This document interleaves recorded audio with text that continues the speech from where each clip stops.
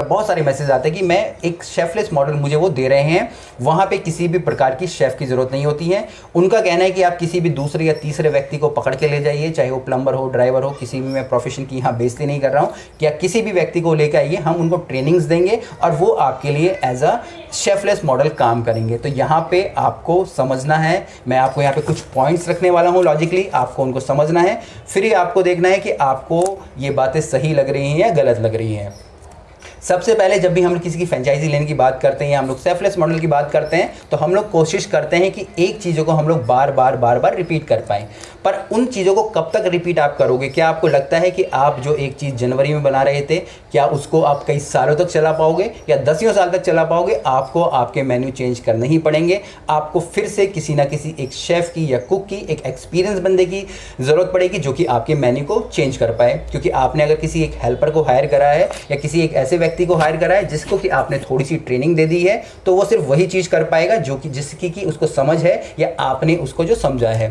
दूसरा इसमें आता है इंग्रेडिएंट्स की नॉलेज। जो भी आप अगर किसी भी ऐसे दूसरे तीसरे व्यक्ति को भर्ती कर रहे हैं, रख रहे हैं शेफलेस मॉडल के तौर पे, उसको किसी भी प्रकार के इंग्रेडिएंट की समझ नहीं होती है। अगर किस कस्टमर ने जरा सा ये भी बोल दिया कि इसमें मिर्ची कम कर दो या इसमें गरम मसाला ज़्यादा लग रहा है, तो उसको गरम मसाले का ही पता नहीं होगा। अगर वो इटली का अगर आप कुछ खाना बेच रहे हो, पिज़्ज़ा में किसी ने बोल दिया ये बड़ा ही सार लग रहा है, तो सार का मतलब तो उसने कभी सुना ही नहीं होगा। तो यहाँ पे शेफलेस मॉडल क्रिएट करना थोड़ा मुश्किल हो जाता है।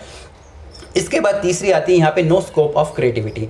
शेफ एक क्रिएटिविटी फील्ड है, यहाँ पे लोगों को क्रिएशंस की ज़रूरत होती है, हर समय कुछ नया चाहिए होता है। तो वहीं अगर आप शेफलेस मॉडल क्रिएट करने की सोच रहे हैं और किसी ऐसे व्यक्ति को हायर कर लेते हैं ट्रेनिंग देके और उसके पास कोई भी क्रिएटिविटी नहीं है, कुछ समय बाद आप, कुछ महीनों बाद सिर्फ या फिर कुछ हफ्तों बाद ही आप उससे बोर हो जाएंगे और आपको लगेगा ये शेफलेस वेफलेस मॉडल बेकार है, ये सिर्फ एक दिखाने का, किसी को अपने एक प्रोडक्ट बेचने का जरिया है, पर ये लॉन्ग टर्म तक नहीं चल सकता है।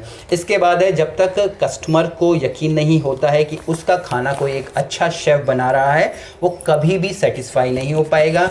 आप किसी भी व्यक्ति से बोल दीजिए आपके लिए खाना बना दीजिए, पर जब तक कस्टमर सेटिस्फाई नहीं हो पाएगा कि ये बंदा जो भी मेरा खाना बना रहा है वो एक प्रोफेशनल है, उसके पास पहले से एक्सपीरियंस है, उसके हाथ में जादू है, उसके कला में जादू है, तो कभी भी सेटिस्फाई नहीं होगा। तो यहाँ पे कस्टमर सेटिस्फाई करना भी बहुत ही ज़्यादा मुश्किल हो जाता है।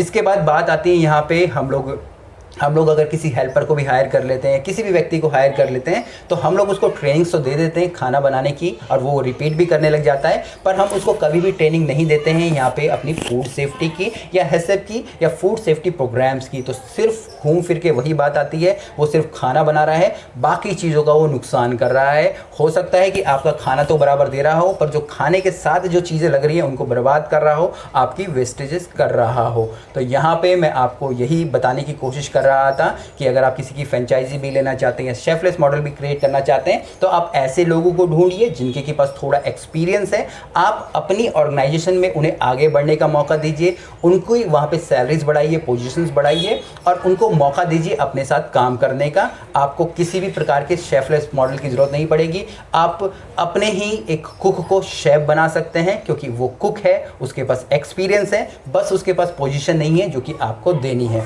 तो ये मेरे अपने खुद के विचार थे अपने एक शेफलेस मॉडल पे। बाकी सबके अपने अपने विचार हो सकते हैं। सिर्फ बिजनेस चलाने का मतलब ये नहीं होता है कि आप एक चीज़ को कॉपी करने लग जाएं और वो चीज़ आप कब तक बेच पाएंगे। आपको लगेगा कि भाई मैं ये चीज़ बना ली है और मैं यही कॉपी करते जा रहा हूँ। इवन आप कोई भी बड़ी फूड चेन देखेंगे तो उन्होंने भी एक प्रोडक्ट से स्टार्ट की थी, पर अब धीरे धीरे करके उन्होंने प्रोडक्ट्स बढ़ा दिए और प्रोडक्ट तभी बढ़ पा रहे हैं जब उनके पास क्रिएटिविटी है, उनके पास शेफ़ है, या शेफ़ का मतलब जैसे मैंने बता दिया कोई एक्सपीरियंस कुक है। तो अगर आप भी अपने बिजनेस के लिए लॉन्ग टर्म का विज़न रखते हैं, अपने फूड बिजनेस के लिए चाहे रेस्टोरेंट हो, क्लाउड किचन हो, लॉन्ग टर्म विज़न रखते हैं, तो प्लीज़ कुक्स को हायर कीजिएगा। किसी ऐसे तीसरे चौथे बंदे को हायर नहीं कर दीजिएगा जो कि सिर्फ आपके लिए पैसा बचाने का काम कर रहा हो और पर आपको किसी भी प्रकार का सेटिस्फेक्शन ना दे पाए, किसी भी प्रकार की आपको प्रॉफिट ना दे पाए।